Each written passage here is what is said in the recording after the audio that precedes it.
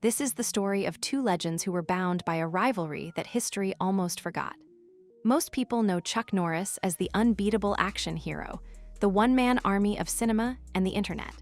But years before his roundhouse kicks became a legend, Chuck faced off with a real-life powerhouse, a man who, in many ways, was his equal. That man was Joe Louis, America's first karate champion, a man so ahead of his time that he almost stole a role in one of Bruce Lee's biggest films, a role that ended up defining Chuck Norris's entire career. Joe Louis was born in 1944 in a small town in North Carolina. Like many young men in the early 60s, he joined the United States Marine Corps. He was a quiet kid, but his time in the service would turn him into a force to be reckoned with. Stationed in Okinawa, Japan, Louis found something that would change the course of his life: Shaolin Ryu Karate. He didn't just train, he devoured the art. His speed was unbelievable. He earned his black belt in just 7 months, a feat almost unheard of at the time. This wasn't just a military tour of duty, it was the forging of a weapon. After his service, Louis returned to the States, but he was no longer the same person. He was a champion in the making, but his journey wasn't a solo one. In the late 1960s, a chance encounter would lead to a friendship and a legendary partnership. Joe Louis began training privately with none other than Bruce Lee. At the time, Bruce was an emerging name, a star in the making. But to Louis, he was a teacher, a mentor. The two men, one a karate powerhouse and the other a master of Jeet Kune Do, worked together, combining their styles in a way that had never been seen before. This collaboration didn't just sharpen Louis's physical skills, it made him a smarter, more tactical fighter.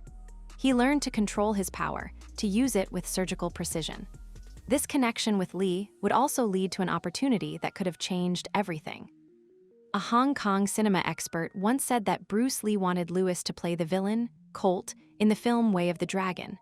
But for reasons that remain a mystery, whether a falling out or a scheduling conflict, the role went to another rising star instead.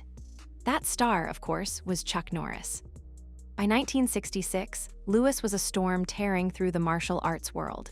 He entered his first tournament, the U.S. Nationals, with only 22 months of training under his belt. He didn't just win, he dominated. He became the grand champion, a title he would hold for 3 straight years. Louis was an unstoppable force. But the tournament circuit was a small world, and he kept crossing paths with one man again and again. Their most intense clash happened at Henry Cho's tournament in New York. While most people remember a different, more famous fight between them, this one was just as significant. It was at this tournament that Joe Louis defeated Chuck Norris. It was one of the first times anyone saw Louis take down the man who would later become a global icon, a moment that proved their rivalry was a two-way street. But Louis's career wasn't just about winning titles. He wanted to change the game. He grew tired of point fighting, which he felt was too restrictive. He wanted to fight full contact. In 1970, a promoter named Lee Fokker convinced him to return to the ring on one condition: it had to be a full contact fight. Louis stepped into the ring with boxing gloves on and a desire to prove something. He knocked out his opponent in the second round, and in doing so, created a new sport. On that night, Joe Louis became the first North American kickboxing champion, a title he would defend with a perfect 10-0 record, all by knockout. He was a pioneer, a true legend who wasn't afraid to rewrite the rules. While Joe Louis was cementing his legacy as a kickboxing trailblazer, a man from a small town in Oklahoma was quietly rising through the ranks. He was building his own story, one of discipline, skill, and an unshakable will to win. And their paths were about to cross again in a way that would define both of their lives, not just in the ring, but in the annals of history itself. The stage was set for a showdown that would change everything, but the full story of the man who became an icon is just as compelling.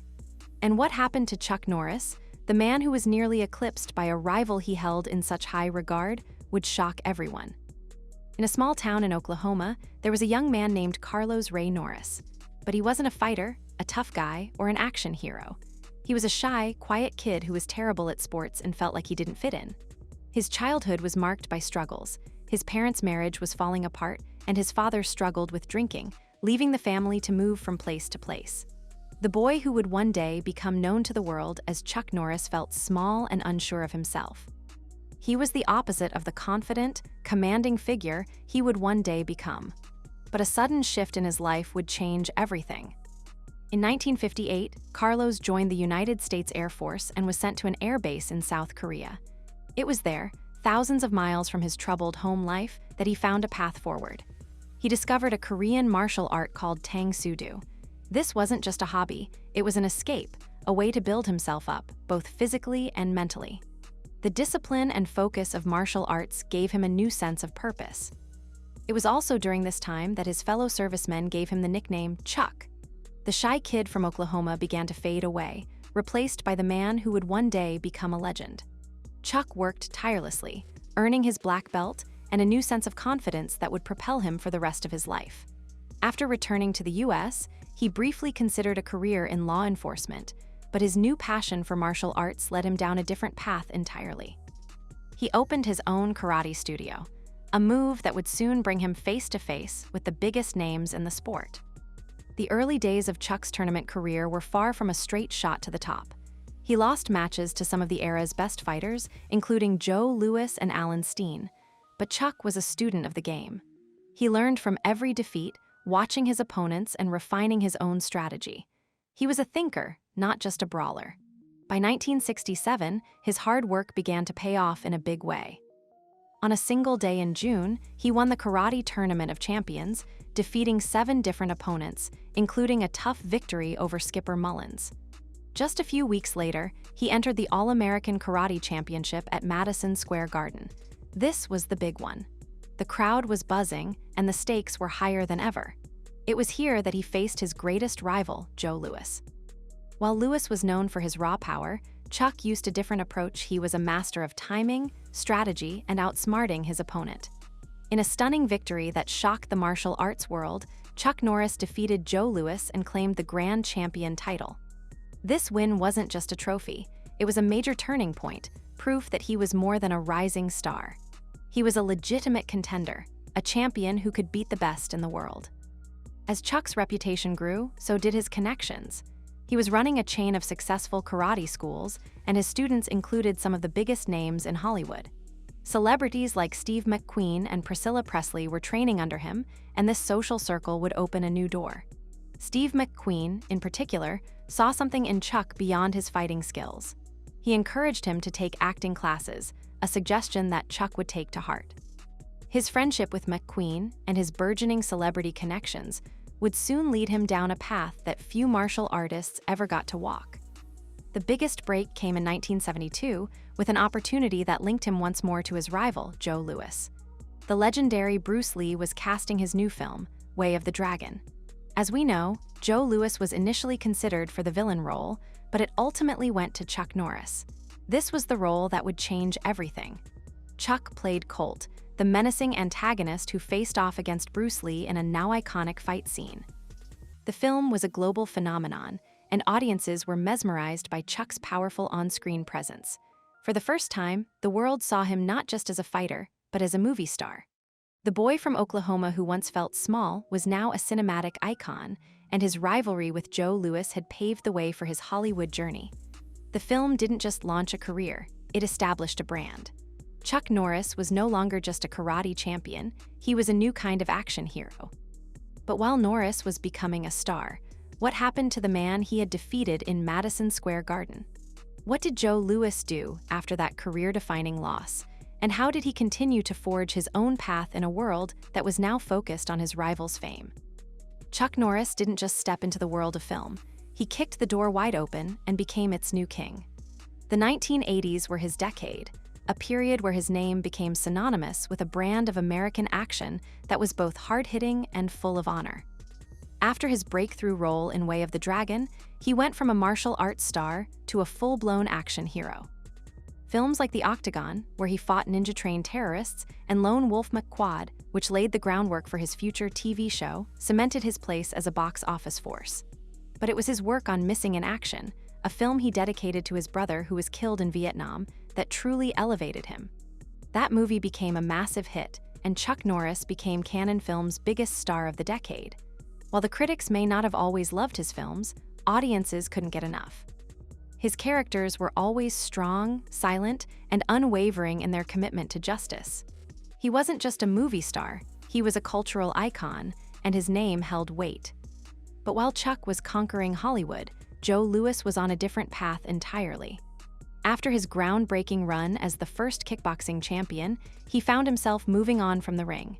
He took on a few acting roles in films like Jaguar Lives and Force 5, but they never achieved the same level of success as Norris's blockbusters. His career was a series of peaks and valleys. In 1983, he attempted a comeback to full-contact fighting, but a cut during a fight marked the end of his professional career. It was a stark contrast to Norris, who was just hitting his stride. Louis had one final moment in the ring, a 1990 exhibition match with fellow martial arts legend Bill "Superfoot" Wallace. Billed as Speed versus Power, the match was a moment of nostalgia for fans, a chance to see two icons of the sport share the mat one last time. But for Louis, it was less about winning and more about respect, a gesture that defined his character. His was a career built on innovation and being a true pioneer, but it never brought him the global fame that his former rival was now enjoying. The two men's careers had diverged so dramatically, it was as if they existed in different universes. Norris, the movie star, was becoming a household name with his films and later, with his television show. Louis, the fighting pioneer, was revered within the martial arts community, but remained a figure largely unknown to the general public. For Norris, the pinnacle of his success came not on the big screen, but on the small one. In 1993, he launched what would become his most enduring legacy, Walker, Texas Ranger. For 8 seasons, he played Cordell Walker, a brave and honorable Texas Ranger who used his martial arts skills to fight crime. The show was a cultural phenomenon, consistently ranking among the top 30 TV shows and cementing Norris's status as a generational icon. He had transcended the world of martial arts and action films to become a pop culture mainstay, a living symbol of strength and old-school values. The two men, once rivals in the ring, now represented two different paths to greatness. One, a master of self-promotion and acting, used his martial arts prowess to build an empire in Hollywood. The other, a true innovator and champion, remained the gold standard for pure fighting skill and integrity.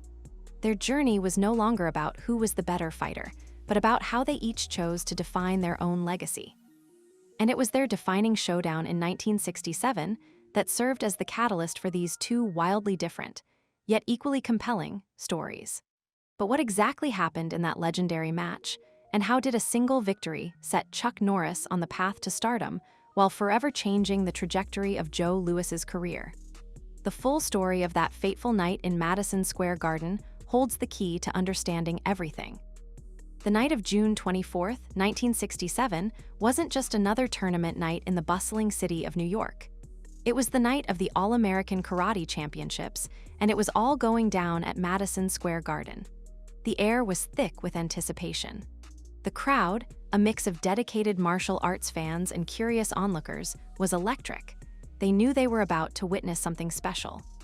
They were there to see two of the most dominant fighters in the country face off for the ultimate prize, the Grand Champion title. On one side was Joe Louis, a force of nature, known for his raw, unbridled power.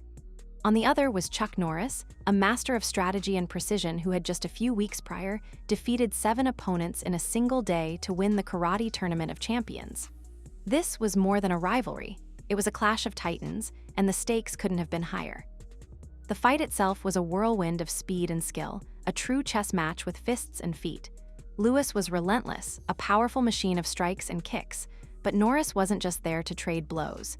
He was thinking, anticipating every move, using his opponent's aggression against him. He was like a surgeon, picking his shots with cold, calculated precision. It wasn't about who hit harder, it was about who was smarter.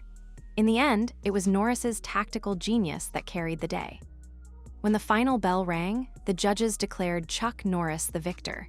He had defeated Joe Louis, the man many considered unbeatable, and claimed the championship belt. The crowd was stunned. It was an upset, a moment that proved that even the most powerful fighters could be outwitted. This victory didn't just give Chuck Norris a trophy. It gave him something far more valuable: credibility. It was the win that solidified his reputation as a true champion. He wasn't just a rising star anymore. He was a serious contender who had gone toe-to-toe with the best and come out on top. In a world with no social media, no instant replays, and very little mainstream coverage of martial arts, this fight became a legend passed down by word of mouth. It was a victory that would be referenced for years to come, a win that propelled Norris to a level of fame that Joe Louis would never quite achieve. The path was now clear for Chuck to build his own empire, not just in the ring, but in Hollywood as well. But this wasn't the end of the story for either man. The rivalry was far from over. And what happened after the final bell would continue to shape both of their careers in surprising ways. The story of Chuck Norris and Joe Louis wasn't just about a single, career-defining victory. It was a tale of two different legacies, both forged in the heat of competition. While Chuck's win at Madison Square Garden was a pivotal moment, it wasn't the end of their rivalry. In fact, what happened next proved just how much each man's career was defined by their opponent. Losing to Chuck Norris didn't break Joe Louis, it made him even more determined. In the years following that famous fight, Louis remained at the top of the martial arts world, holding the U.S. Nationals Grand Champion title from 1966 to 1969. He was a force of nature who didn't let a single defeat define his entire career. He returned to the tournament circuit and continued to dominate. And in a twist that many people have forgotten, Louis had his own moment of triumph over his rival. At Henry Cho's karate tournament in New York, he defeated Chuck Norris in a hard-fought match. It was proof that their rivalry went both ways. Sometimes Chuck won, sometimes Louis did. This back-and-forth competition was what truly pushed both men to become the legends they are remembered as today. For Chuck Norris, the victory at Madison Square Garden was a springboard. It was the moment that gave him the confidence and momentum he needed to take his career to the next level. After his win against Louis, Chuck went on to claim the title of professional middleweight champion in 1968, a title he held for an incredible 6 consecutive years.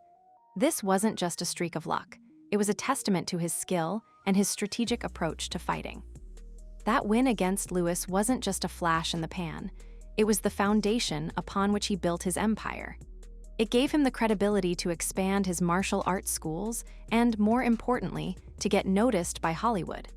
Without that pivotal victory, his path to cinematic stardom might have been very different. Their careers, once so closely intertwined, began to diverge completely. Chuck Norris became a global superstar, a household name whose fame extended far beyond the world of martial arts. He was a movie icon and a TV hero, a man known for his on-screen heroics.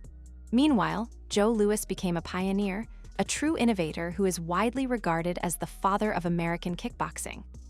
He spent his later years teaching and refining his art, passing on his knowledge to a new generation of fighters.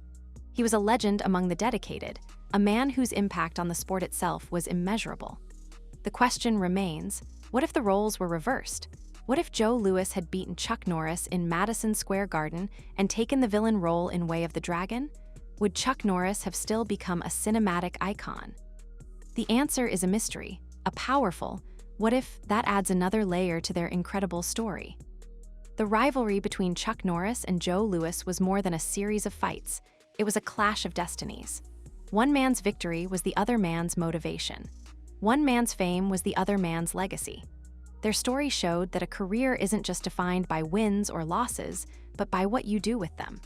And while their time as rivals ended in the ring, the true measure of their impact was still to come, in the personal philosophies they taught and the final years they lived.